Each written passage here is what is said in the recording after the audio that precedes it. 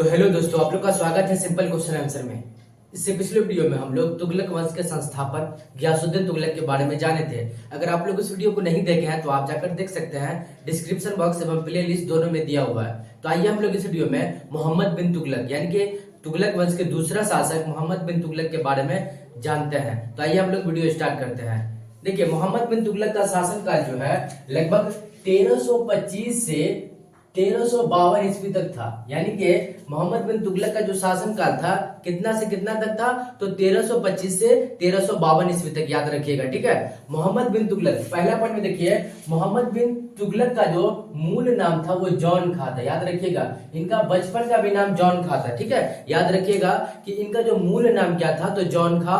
इतिहास में ये प्रसिद्ध हुए मोहम्मद बिन तुगलक के नाम से। ठीक है, याद रखिएगा। उसके बाद दूसरा पॉइंट में देखिए, यह गयासुद्दीन तुगलक, याद रखिएगा, यह गयासुद्दीन तुगलक का पुत्र था, यानी कि उनका बेटा था। गयासुद्दीन तुगलक का पुत्र कौन था, तो मोहम्मद बिन तुगलक, जिसको हम जॉन खा के नाम से भी जानते हैं। ठीक है, उसके बाद अगला पॉइंट में देखिए, अगला पॉइंट में क्या लिखा हुआ है कि इतिहास में मोहम्मद बिन तुगलक को रक्त का प्यासा भी कहा जाता है। याद रखिएगा, मोस्ट वीवीआई क्वेश्चन है, कई बार ऑब्जेक्टिव में पूछ दिया है कि कौन सा बादशाह को रक्त का प्यासा कहा जाता है, कौन सा बादशाह को रक्त का प्यासा कहा जाता है, तो मोहम्मद बिन तुगलक को ही रक्त का प्यासा कहा जाता है, याद रखिएगा। ठीक है, कई बार ऑब्जेक्टिव में पूछ दिया। ठीक है, उसके बाद देखिए अगला पॉइंट देखिए, दिल्ली सल्तनत पर, याद रखिएगा, ये जो दिल्ली सल्तनत पर सबसे ज्यादा पढ़ा लिखा शासक मोहम्मद बिन तुगलक को ही माना जाता है। ठीक है, याद रखिएगा, मतलब दिल्ली सल्तनत में सबसे ज्यादा पढ़ा लिखा शासक किसको कहा जाता है, तो मोहम्मद बिन तुगलक को ही कहा जाता है। ठीक है, मतलब दिल्ली सल्तनत में जितना भी शासक है ना,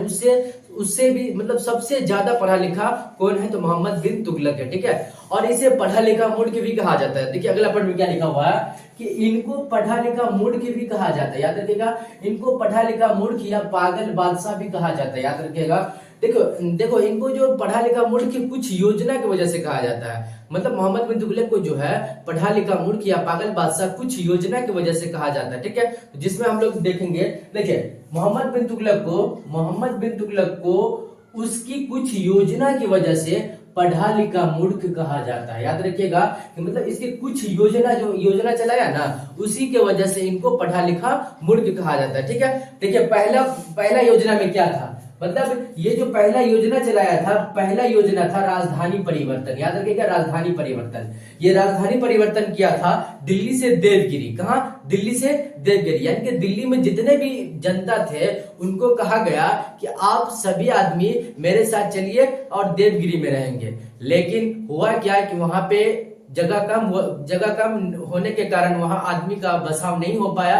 फिर पुनः वह देवगिरी से दिल्ली चले आए। इसी की वजह से इनको पढ़ा लिखा मूर्ख कहा जाता है। ठीक है, यानी कि राजधानी परिवर्तन में हुआ क्या कि दिल्ली से देवगिरी इनको मतलब ये अपनी राजधानी बनाती है, और जिसके कारण ये क्या होता है कि वहां पे इनका बसाव नहीं हो पाता है। मतलब दिल्ली में जो भी जनता था, दिल्ली का क्षेत्रफल ज्यादा था और देवगिरी का क्षेत्रफल कम था, जिसके वजह से वहां के मतलब वहां से जो व्यक्ति गए थे वहां पर नहीं बस पाए, जिसके कारण वहां से वह पुनः देवगिरी से दिल्ली चले आए। इसके वजह से इनको पढ़ा लिखा मूर्ख कहा जाता है। दूसरा योजना देखिए, इसका दूसरा योजना था दोआब के क्षेत्र में अकाल के समय कर को बढ़ाना। यानी कि दोआब के क्षेत्र, दोआब किसे कहते हैं, दो नदी के बीच के क्षेत्र को हम दोआब कहते हैं। दोआब क्षेत्र जो है बहुत उपजाऊ क्षेत्र होता है। क्या होता है, बहुत उपजाऊ क्षेत्र होता है, और इस पे जो है कृषि मतलब किसान जो है बहुत ज्यादा फसल उगाते थे।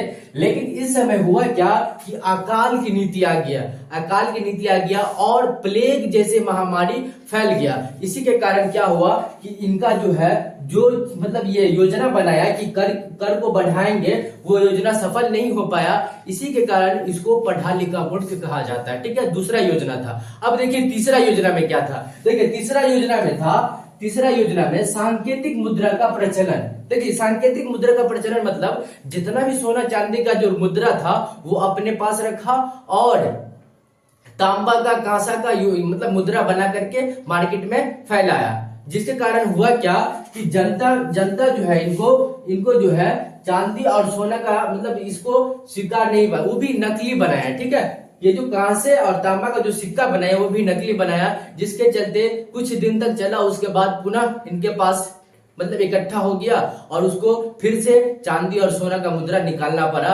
इसी के कारण इसको पढ़ा लिखा मूर्ख भी कहा जाता है। याद रखिएगा, यह सांकेतिक मुद्रा यानी कि सोना चांदी का जो भी मुद्रा था वो अपने पास रखा और तांबा और कांसा का जो मुद्रा था वो पब्लिक में बांट दिया और उसको फैलाया। लेकिन कुछ ही दिन तक चला, उसके बाद पुनः इनके पास पूरा मुद्रा इनके पास आ गया। ठीक है, याद रखिएगा। उसके बाद अगला पॉइंट में देखिए, दिल्ली सल्तनत में, याद रखिएगा, दिल्ली सल्तनत में कृषि विभाग की शुरुआत मोहम्मद बिन तुगलक ही नहीं किया था।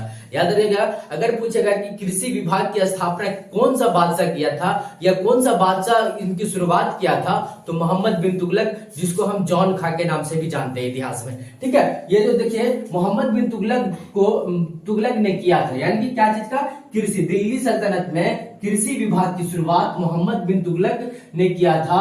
इस कृषि विभाग को हम दीवान अकोही के नाम से भी जानते हैं। याद रखिएगा, ऑब्जेक्टिव में पूछ देता है कि दिल्ली सल्तनत पे कृषि विभाग की स्थापना किसने किया था, तो वो मोहम्मद बिन तुगलक, और इसी कृषि विभाग को दीवान अकोही के नाम से भी जानते हैं। ठीक है, ये था। देखिए उसके बाद अगला पॉइंट में देखिए क्या लिखा हुआ है कि इन्होंने जापना नगर, यानी कि ये जापना नगर या शहर की स्थापना किया था, यानी कि उसको बसाया था।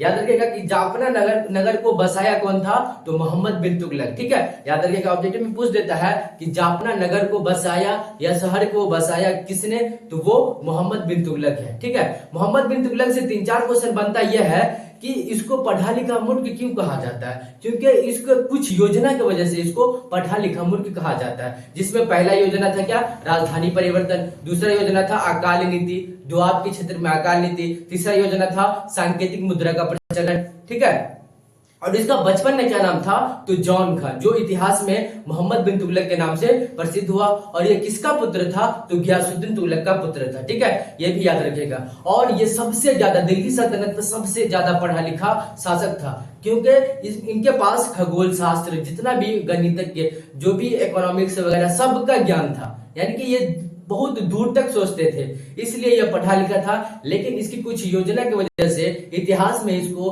पागल बादशाह या मूर्ख बादशाह कहा जाता है। ठीक है, तो ये था मोहम्मद बिन तुगलक की संपूर्ण जानकारी। मुझे उम्मीद है कि आप लोग को अच्छा लगा होगा। अगर अच्छा लगा हो तो लाइक करें और चैनल पे नए हो तो चैनल को जरूर सब्सक्राइब कर लेंगे। मिलते हैं नेक्स्ट वीडियो में, तब तक के लिए जय हिंद, जय भारत।